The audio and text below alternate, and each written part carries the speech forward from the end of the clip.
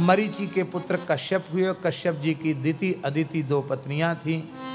उनमें दिति ने आसुरी वेला में शास्त्र मर्यादा का अतिक्रमण करते हुए आग्रह पूर्वक संतति की कामना की और शास्त्र विरुद्धाचरण का फल यह हुआ कि कश्यप जैसे महान ऋषि के द्वारा गर्भाधान किए जाने पर भी दुष्ट संतति उत्पन्न हुई। और दिति को उन्होंने आशीर्वाद भी दिया कि अब तुम पश्चाताप कर रही हो तो तुम्हारा पौत्र भक्त होगा, महाभागवत होगा।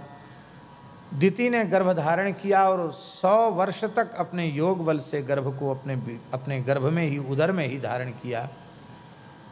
उनमें जिसका पहले जन्म हुआ उसे छोटा माना गया और जिसका पीछे जन्म हुआ उसे बड़ा माना गया। यमल संतान में यही विधि है। पहले जन्म हिरण्याक्ष का हुआ है और हिरण्यकशिपु का पीछे जन्म हुआ है, और हिरण्यकशिपु को ज्येष्ठ माना गया और हिरण्याक्ष को कनिष्ठ माना गया। क्योंकि यमल जब संतान होती है तो उसमें गर्भ की स्थिति, जिसका जन्म पीछे हो रहा है उसकी गर्भ में स्थिति पूर्व क्षण में है, और जिसका पहले जन्म हो रहा है उसकी गर्भ में स्थिति उत्तर क्षण में हुई है।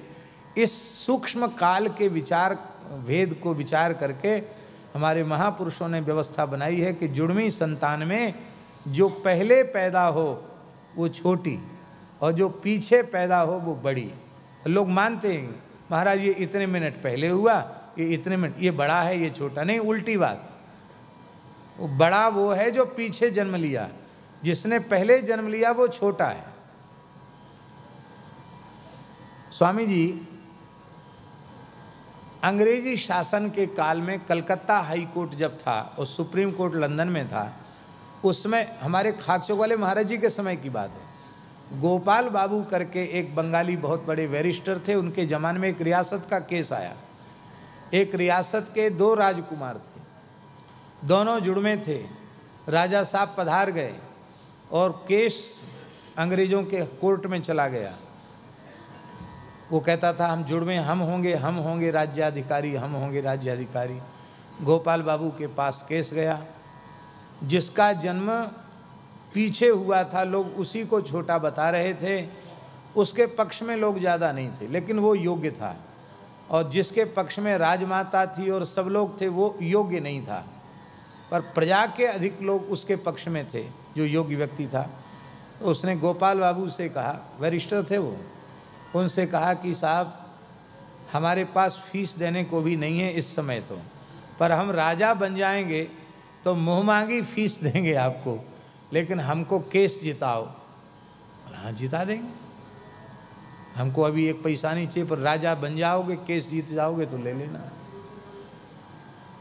तो गोपाल बाबू अपनी जेब में एक कांच की शीशी लेके गए और अंग्रेज जज से बोले कि सरकार ये गर्भाशय है, ये 2 गोली है, एक गोली पहले गई और दूसरी गोली फिर पीछे से उसमें डाली, तो इसमें पहली कौन सी है ये बताओ आप। उसने कहा जो पहले गई वो पहली है। अब निकालो तो कौन पहले निकलेगी। बोले जो पीछे गई है वो पहले निकलेगी और जो पहले गई है वो पीछे निकलेगी। अब बताओ बड़ा छोटा कौन है। अंग्रेज जज का माथा ठनक गया। उसने कहा नहीं नहीं यही बड़ा है, और उसको राज्याधिकार उसके पक्ष में फैसला हो गया। गोपाल बाबू नाम था उन बैरिस्टर का, फैसला हो गया। तो गोपाल बाबू बोले कि हम शास्त्रों की बात इसको बताते अंग्रेज को तो ये मानता नहीं, विश्वास नहीं करता, इसलिए हम कांच की शीशी इसलिए लेके गए थे। इस उदाहरण को दिया तो मान गया।